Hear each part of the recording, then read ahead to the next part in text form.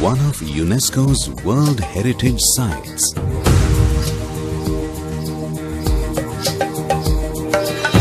Home for rare and endemic plants and animals. The oldest wildlife protected area in Maharashtra.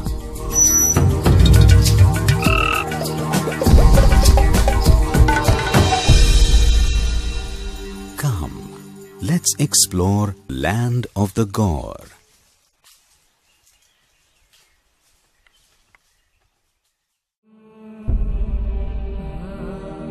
The monsoon, the season of plenty, brings in lots of bounty, and during this time, one can experience nature at its best.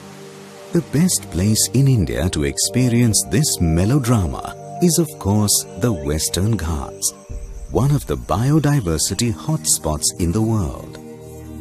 The Western Ghats region of Maharashtra, also known as Sahyadri, although the least explored, has an assemblage of unique habitats with rich diversity of flora and fauna. Because of the exceptional biological and aesthetic values, recently, some of these habitats have been declared as World Heritage Sites. There are 4 serially nominated World Heritage Sites in Maharashtra. One of them is the Radhanagari Wildlife Sanctuary, a place worth exploring not only during the monsoon but also in all seasons. This pristine, lush green undulating landscape with steep valleys is situated about 80 kilometers west of Kolhapur city in Maharashtra. Prior to independence, the Maharaja of Kolhapur, Chhatrapati Shahu, reserved this forest mainly for hunting. He also constructed a dam on the river Bhogavati near Radhanagari, which is a vital water source for the Kolhapur region. His far-sightedness resulted in the conservation of this pristine landscape and wildlife therein. In 1958, part of this forest was declared as the Dajipur Wildlife Sanctuary, the first wildlife protected area in Maharashtra. In 1985, the entire catchment areas of the Radhanagari Dam and the newly constructed Kalammavadi Dam were added, and it was notified as the Radhanagari Wildlife Sanctuary, covering an area of around 351.16 square kilometers. The forest is predominantly semi-evergreen with undisturbed and thick evergreen patches locally known as dung. Notable among these are Kala dung and Patyatsa dung.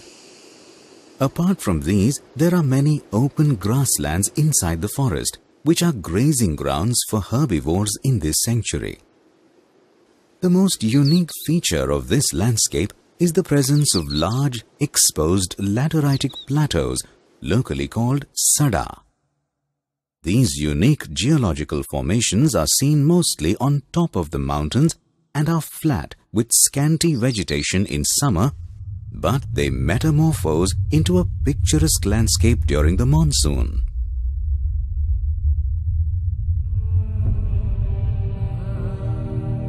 A visit to such plateaus like Idarganj Sada and Savarai Sada during the late monsoon is a mesmerizing experience, as they are covered with a carpet of colorful flowers.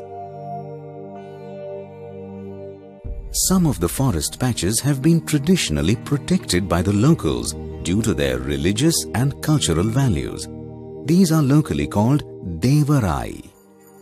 Due to this high level of protection and the least amount of disturbance, these patches are presently the gene pools for various species that are threatened. Plants welcome various seasons with offerings of flowers in varied colors.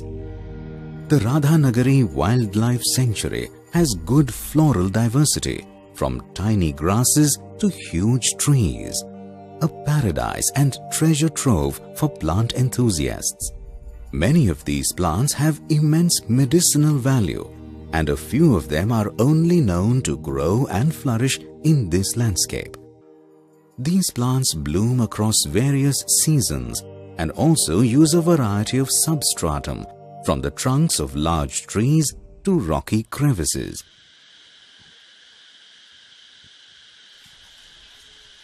The flagship species of this sanctuary is the gaur. They are at home here, and if lucky, one can get a glimpse of herds of gaurs having an occasional bite on karvi or freely grazing on the plateau. The presence of the charismatic and dynamic mascot of Indian wildlife, the tiger, is also regularly reported from this sanctuary.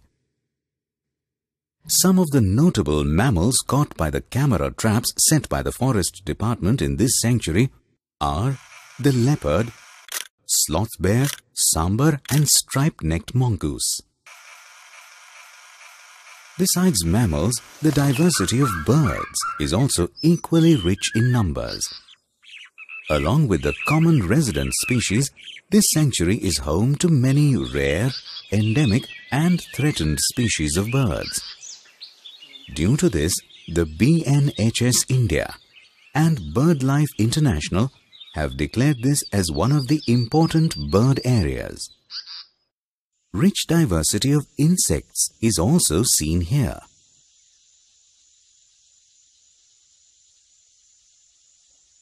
Among them, butterflies are the most conspicuous and colorful insects. During early winter, sightings of large congregations of butterflies can be an additional bonus.